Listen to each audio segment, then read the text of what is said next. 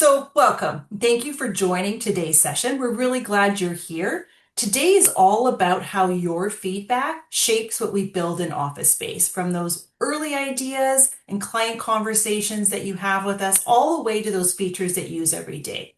So, you can imagine there's a lot to put into this, so it's going to be a fast-paced 30 minutes. Buckle up. A quick note before we start here, our events team will be sharing that link so you can claim your lunch. Keep an eye out for that. It's always good to get lunch. It's important. And we do want this to be interactive. So if you've got questions, we have QA and chat available so you can drop them in there. We've got some team members that are waiting and watching for those and they'll respond. And as always, if we don't respond to your question in the next 30 minutes, please reach out to us. We're always happy to continue the conversation. So let's meet who is going to be joining me today.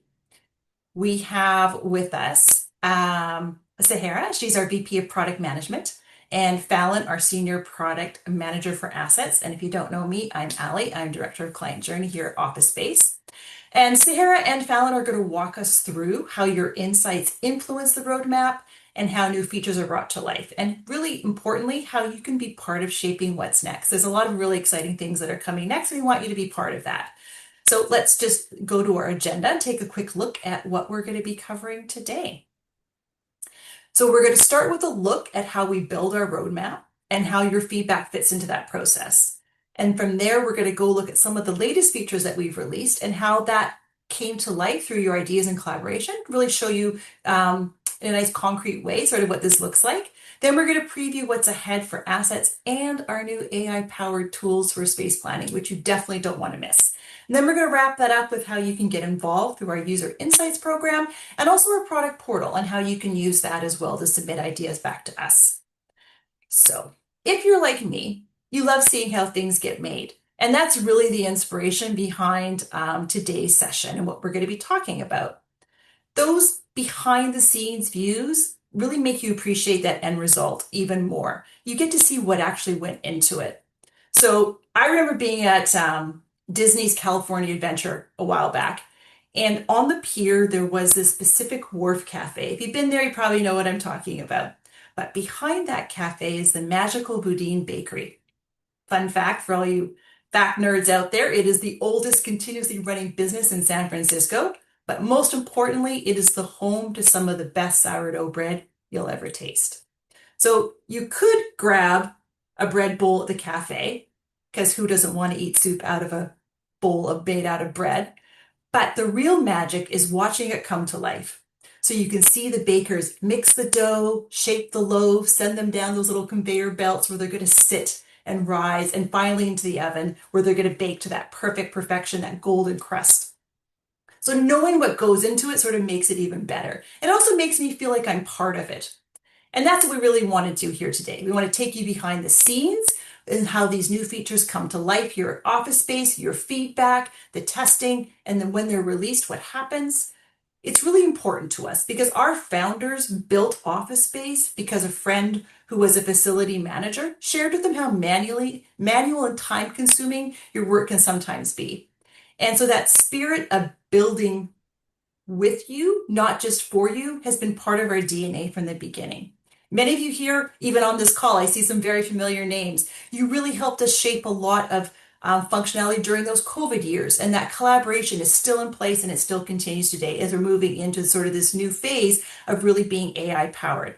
So think of this as your own little bakery tour, a look at how ideas become the tools that you use every day, a preview of what's coming next, and how you can be part of building it with us. And so with that, I'm going to hand things over to Sahara and the product team to walk you through how that roadmap will take shape. Amazing. Thank you, Ali. I really love that story because you're absolutely right. Being part of making something gives you a really true appreciation for the end product and the result. So with that, we're going to start off with how we develop our product roadmap. Similar to a lot of different software companies, we leverage a product development lifecycle. But one thing I really want to call out, not only because of how we do it, but what we hear from our clients and even clients who have left to come back to us, is that we weave in opportunities for you to be part of every single phase of this, not just in aligning on what goes onto the roadmap, but how we design the requirements and considerations in what we pull into the scope of those requirements, all the way through when we're actually testing it prior to launch, and then the feedback you give us once we launch to keep enhancing it. So I'm going to go through a couple of those phases with you just so you can get a little bit more the behind the curtains on our roadmap planning process. First and foremost is in research. And what we do, and many of you know, we have a product portal where we encourage you to submit ideas. And what it allows us to do is find out if there are key emerging themes that are coming up from across our client base, whether it's a product feature gap or an enhancement to an existing product. To understand some of those use cases. We ask you for details on your workflows, who's involved in those steps, and that allows us to really get down to the nitty-gritty of that challenge that you're having so that we know when we're starting to pull these items into our roadmap, what kind of area of the product we're tackling. We also look at our business strategy. Does this align with where we're going from an organization? As you know, we're the AI workplace management software platform. So we want to make sure that it aligns with tech innovations, ways to streamline and accelerate your workflows so that it all comes together nicely with where we're going from a business. We also look at platform maintenance. We know as you scale, our platform needs to be performant and ready to scale. So any sort of upgrades and maintenance, we make sure we weave that into our roadmap consistently. Once we've aligned on some of those inputs, what we'll then do is ID and analyze. We want to make sure we understand the relative value and importance of this in order to pull that into our roadmap. So we do extensive research, whether it's surveys, pulling folks in from our user insights program, which we'll go into a little bit here. But essentially what that does is allows you to start shaping the designs with us. You'll look at, items that we have yet to, come to fruition with. It's concepts, the guiding our requirements. We also look at how other industries, ancillary industries may solve similar problems. But what we try to really do is get to those solution options so that we can then take them back to our engineering team and ask them in terms of the specific tech feasibility of this, as well as are there other ways that we can solve this problem with what they know? And then once we align on those solution options, we look at those in terms of delivery timelines, relative impact, and we prioritize them on our roadmap. Once they've been prioritized as candidates for our quarter, we'll start our implementation and testing process. So really getting the gears going with our teams and being able to deliver the functionality. We refine scope here and there. And if we do identify specific milestones where we can deliver value to you faster, maybe it's an incremental piece of the scope where we can get that out to our clients quickly and then continue to roll out different phases, we'll do that. And all of that, again, is informed with your involvement as you're helping us design and test these features. We'll then communicate what's coming up, and then that way everyone's ready to go from our delivery perspective. And that's when we actually then offer clients the ability to come and test drive our functionality with us. So you'll be able to engage in EA programs. We align on candidates with your customer success representative if they think you might be a good candidate. And then we also on the portal invite you to be able to sign up for our EA programs if a particular feature interests you. And that way you'll be able to truly see how this will integrate into your workflows and start to think about training and other opportunities early on. Oftentimes we are able to make some refinements as we are going through our EA program so that we can make sure what we deliver and bring to market meets all of your use cases. We'll then prepare all of our learning and enablement material so you're all set to be able to train your resources. We have our product launch, we share release notes so that you have reference materials. And then after we launch, we continuously monitor how clients are leveraging our features. We want to make sure that it's the most impactful. And in the event that you give us feedback, we'll start to incorporate enhancement requests and continue to deliver on post MVP enhancements. So hopefully that gives you a little taste on everything that goes on from our product management side. The next thing I would just want to highlight is where you can get involved. So you can see a couple specific areas that are bolded.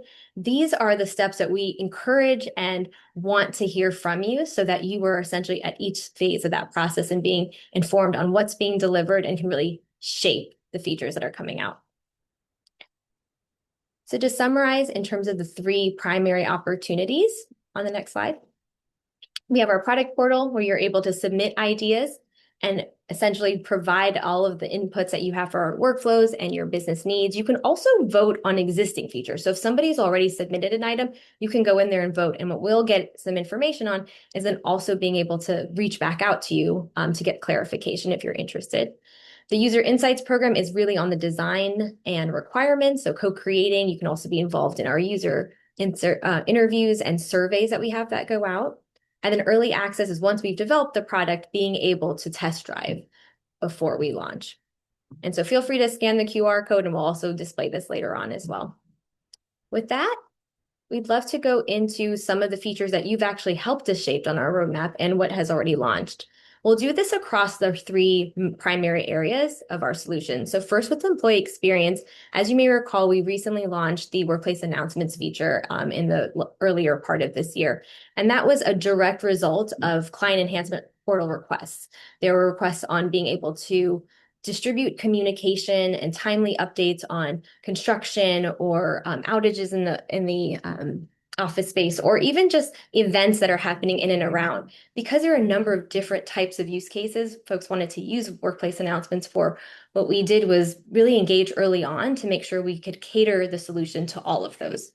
Similarly, with our whole employee homepage, this essentially is the dashboard, the control panel for your employees on planning their work week. We wanted to make sure we were surfacing the most relevant information, and who better to tell us, not only from an admin perspective, but we actually were interviewing employees as well. You allowed us to kind of go into your organizations and get feedback from them directly.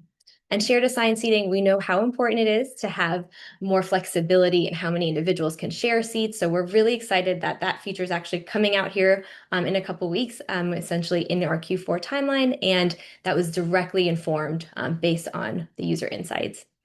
For workplace planning, we know that essentially all of the features that you see listed here were directly from feedback and enhancements requested by our clients, having increased security settings and restrictions around desks and rooms. Our customizable requests were a direct result of wanting to add requests to room booking and being able to ask for different pieces of information, customize the layout of the form. So I'll actually go ahead and demo that in a little bit here so you can see some of the enhancements that were informed. On our neighborhood drawings, this was giving more flexibility on redrawing and multi-edit capabilities. We had a great EA program, not only that was involved by clients, but also our own internal floor plan services to get refinements and make sure what we were delivering really saved time and reduce a lot of the overhead that you were experiencing. And on the asset management side, I'll let Fallon actually speak to those. Yeah, thanks, Sahara. First time speaking in a second, so had to cough there. On the asset management side, we recently released the calendar view for work orders. This gives you a high-level overview of any upcoming work orders that you have due by a week, a month basis, so that you can really understand, where you might need to reallocate resources and when you have a particularly busy week coming up. We also, and I'll similarly demo this in just a second here, we have our new Assets mobile app. Allows you the ability to barcode scan in or QR code scan in assets, update them, and generally sync your assets and work orders while you're out in the field. And then finally, we have a few additional assets. All of these were direct requests from clients. It's the ability to add attachments to work orders, as well as a new location hierarchy for our sites and locations within assets. Amazing. Thank you, Fallon. And Yeah. not just hearing from us, but we want you to also hear the feedback we receive from our clients directly. On the first one, in terms of neighborhood enhancements, when we were working with clients, they were so excited to see that we were always looking not only at what they've asked for, but even ahead. What are some of the trends that we're seeing within neighborhood reallocation and assignments and building that into our capabilities?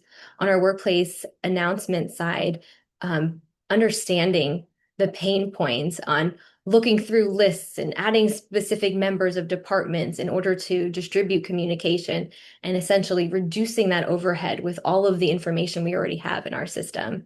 And on the assets mobile side, just as Fallon mentioned, really co-creating and understanding the use cases for scanning and being able to make the app as streamlined as possible for the day-to-day operations that each of the assignees and maintenance as well as asset entry would need. So with that, what we're going to do is actually switch gears here and show you some of the features that were essentially shaped with our clients in our user insights and EA programs. Hopefully everyone can see my screen here.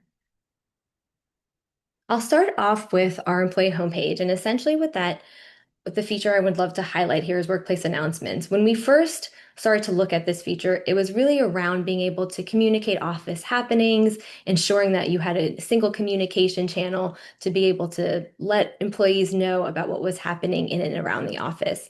And quickly we found that not just being able to provide some of those insights on the employee homepage were critical, but also the way we would configure each of these.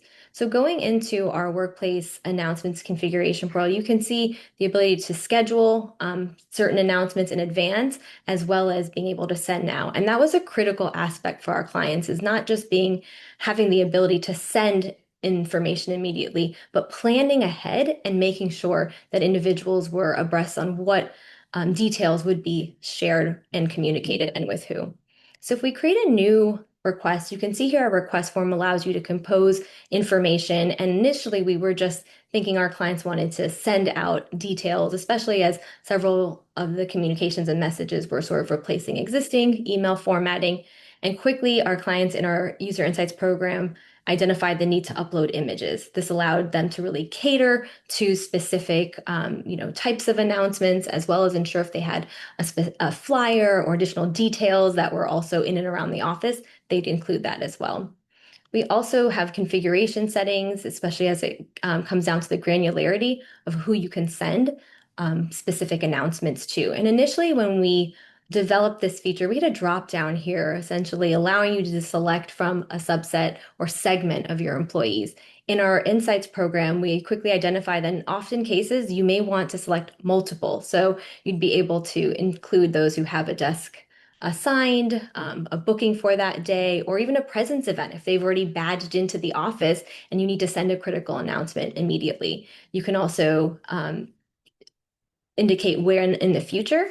And in our advanced filters, this allows you to go through even more granularity. So as you saw in the quote earlier, selecting specific floors you would want to see, as well as departments. And as you're updating each of these details, you'll see that we have the ability to also view the recipient list.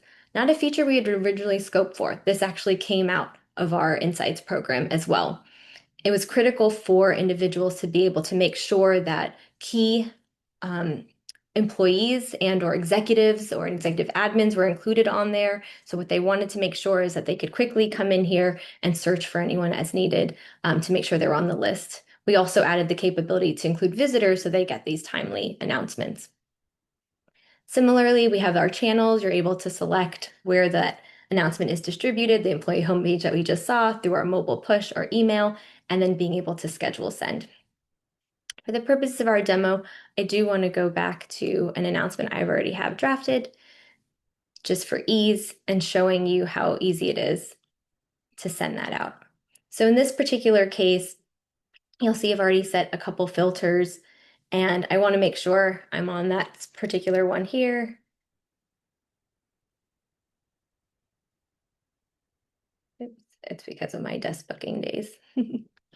And as we can see here, I'll go ahead and modify and making sure I'll receive that particular announcement.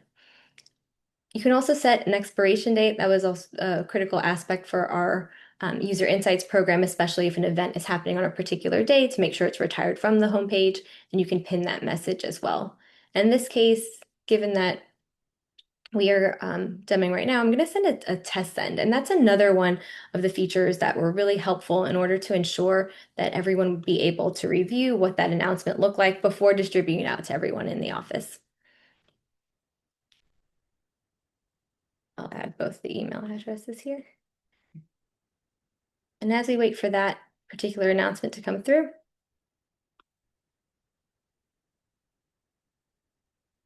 I can show you exactly what that looks like here. And so now able to not only review what the announcement will look like, but also test out the different links to make sure those are accurate before they go out once you schedule that particular announcement. Because of the feedback we received, we were actually able to iterate on this solution into multiple releases because of that feedback. So each one of those enhancements that you just saw were subsequent phases so that more of our clients were able to onboard quickly to the solution. And then those who needed the test send or the schedule send would be able to essentially roll that out in a later phase. The next feature I want to highlight is our request types. As I mentioned before, we not only have requests for our standard requests across the facility, but also meeting requests. We added this capability just recently in August, and this allows you to essentially allocate specific request types to rooms. So if there are rooms around specific sites or individual rooms that only have those capabilities, whether it's catering or AV needs, you'd be able to allocate those for that particular area. But what I want to highlight is as we were starting to fill in some of the form fields that were for those room requests, it was clear to us that being able to customize the form was critical for this. So you can see here, informed by our user insights in our EA program, once we started allocating the types of fields, our clients informed us of the different permutations of information they would need, but also being able to quickly and easily cater and design that form. So I'll showcase a quick example here, but say we were adding a cost center for some of those chargeback reports that we hear often about. You'd also be able to move around a particular field so it appears exactly where you need to on the form, making it easier to collect that information as well as ensuring those that are required fields appear. And as we save the changes here, I'd be able to go into my particular room booking and quickly see when I add that request to my room booking, the form fields that appear. So I'll go ahead and select catering. And as you can see, our cost center appears exactly as I've modified. So really excited about this feature. As we went through our EA program for this, our clients identified a few additional enhancements that we're about to have some opportunities to get involved in defining around our buffer times, to be able to have buffer times scheduled in advance and after in the same room. So you can configure the room as needed for those particular requests, as well as lead times. Sometimes you need about 24 hours or at least a couple hours in advance to get those catering orders in. So making sure you have that opportunity as well. With that, I'll go ahead and hand it over to Fallon to walk us through the Assets mobile app. Thanks, Sahara.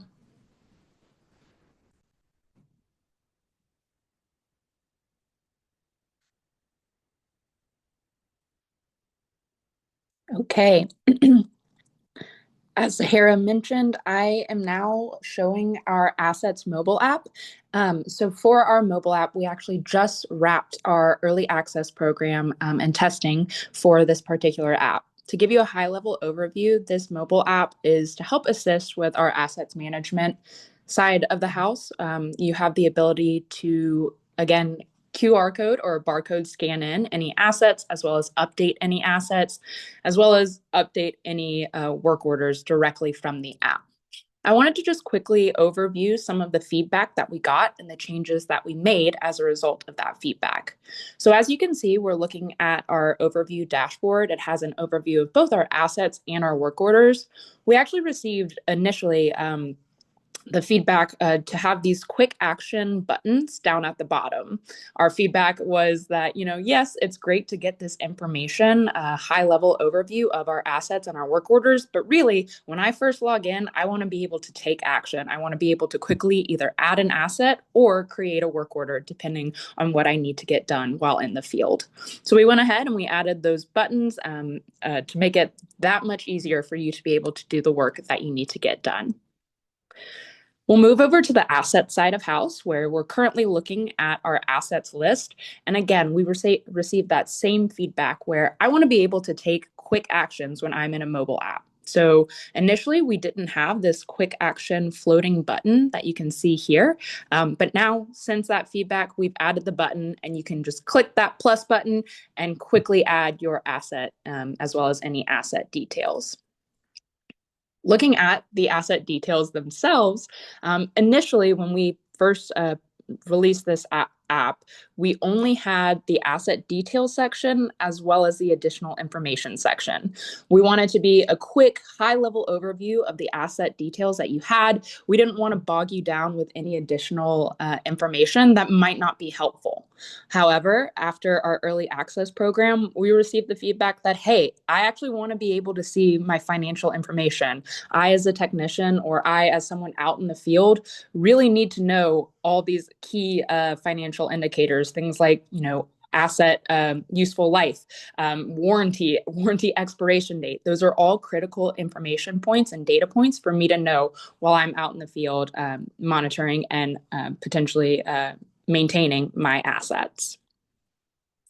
On the work order side of the house, similarly, we added this floating action button as well. Again, just making it that much easier for you to be able to complete your work while you're out in the field. But we also made some updates on the work order detail side of things as well. So when we first released this app to our testers, we actually didn't have this asset information on the work order details. We only had the asset ID. We received the feedback that, hey, like, not always is my asset ID that descriptive. I might be looking at asset 123 and I don't necessarily know what that asset is. I'd really like to be able to see both the asset ID, which you see up at the top, as well as the asset name. We also added our timeline feature as well to the work order details, getting the feedback that, hey, it would be really nice to have a high level overview of what particular actions have been taken on any given work order. And here's a better example of what that timeline with actions associated to it looks like. This is just some of the high level updates that we made directly as a result of some of the feedback that we received for early access for the mobile app. And I will stop sharing there and pass it back to Sahara. Great. Thank you, Fallon. As we bring our deck back up here, what we want to highlight next is the opportunities you have to be involved with our upcoming features. So we'll highlight a couple of them and then I'll go into the exhaustive list and also give you an opportunity to submit your request to get involved. So the first one is on our AI insights and forecasting. As many of you know, we've been working really diligently on providing more real-time insights. So essentially being able to ask a question in our AI assistant and get not only the information you're looking for, but also the source of that information. We know oftentimes you could be in a meeting room, someone will ask you your peak utilization days, how are certain departments are essentially adhering to RTO policies. So what better way to do that than quickly ask the assistant, get the information that you need in terms of the data points, and then linking directly into that report. We're also going to take it a step further because we have so much of your data over time and able to see those specific trends. We'll also be able to forecast utilization as well. So not only will you be the person in the meeting that can answer that question, but also helping make recommendations on adjusting your RTO policy, different spatial configurations for your real estate footprint, because you have those insights at hand. That feature is coming out early next year. We actually just had our EA program for that, and that's really what's driving a lot of the considerations and enhancements for that right now. The next item on our list is our generative space planning. Generative space planning. And as you all know, we just recently announced our acquisition of Dojo. Really excited about that. And that's allowing us to essentially accelerate bringing this to you. What that opportunity will do is allow you to essentially leverage your data inputs in terms of your utilization, how individual departments and employees are leveraging this space currently, but also insights into collaboration. What we are calling adjacencies, which essentially allows you to take information on how often certain individuals or departments are meeting with one another, as well as being able to adhere to the strength of that if they're communicating via Slack or Teams. So for instance, if I'm often slacking with Fallon, being able to showcase that there are strong adjacencies for particular departments and then recommending that into your scenario planning. We're extremely excited about the opportunity to build these different scenarios into a canvas where you're able to review all of the data inputs, make some of those modifications if you want to change the strength of those adjacencies, and then essentially see all of that come to life and decide which ones you'd like to merge into your stack plans. So helping you streamline your moves and making sure you're making really data-driven decisions. The next item here is on our assets floor plan, which I'll let Fallon walk us through. Yeah, absolutely. For this particular feature, it's our first phase of our deep integration between workplaces and assets. We're extremely excited about it. And essentially what it is the ability to view your assets on a visual directory floor plan, as you can see here. So the locations between workplaces and assets will sync. It'll be the exact same data between both products. And you'll be able to see those assets wherever they may be on your floor plan. It's a way for you to work smarter, more efficiently across tools. And it also allows you to control visibility as well as access viewing permissions for who actually sees the locations of those assets. We're really excited about this particular integration, and we look forward to gathering feedback as we continue to develop it. Amazing. And then we have a number of other opportunities. Those are just the most near term in terms of what our teams are developing right now. But as you can see from this list, these are a lot of the features that we have upcoming in the first half of next year.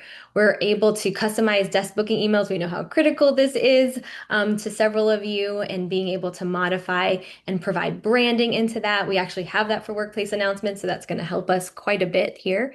The AI features that I mentioned earlier, in addition to those, we're also providing some employee experience features to help nudge employees who actually show up to the office without a desk booking, encouraging them to book a desk, also suggesting those desks based on their history or coworkers they want to sit near, and also recommending in-office days, especially if we know particular favorited workers are coming in or team members.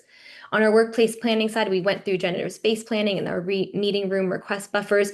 We're also going to be delivering recurring requests so that you can schedule and set those preventative and proactive maintenance. As part of our reporting enhancements coming later this year or early next year will be our space type hierarchy so that you can have nested space types for me and we spaces, and then be able to see that across the platform in reports as well as for moves, adds, and changes. And we're really excited to bring a lease management module next year, a lot of great enhancements, especially as this is an item we hear from you quite often. So if you want to co-create and shape that feature with us, we're really excited to have you involved. And on the asset side, Fallon just went through our display, our floor plan. We also will have the capability to request to reserve an asset, check in and check out capabilities, an item that we hear quite often, enhance work order reporting, and then forecast reports, similar to what we mentioned before, being able to forecast some of those needs. I know we're butting in on time here, so I want to make sure that we have the opportunity to showcase the two QR code links. And what that will allow you to do is one, sign up for our early access or insights program. So the left-hand QR code is a form. We'll ask you about which opportunity you want to be involved in. Keep in mind, it really comes down to your bandwidth. User insights is really helpful if you just want to review our designs and inform the requirements. Early access requires a little bit more hands-on as you're going to be testing workflows in the system, and we would love your feedback as you're going through each of those steps. And the right-hand QR code is our product portal, your opportunity to not only submit requests, but also to see where your requests are in terms of those that are now moved into progress, vote on features that you're interested in to get on the roadmap, and see what's in our EA program. We also have a tab for our release notes, so you can always stay updated on all of our recently launched features and how to leverage those. So we really appreciate you spending your lunch hour with us. And again, if you have any questions or concerns, we are happy to answer them here and in our future webinars.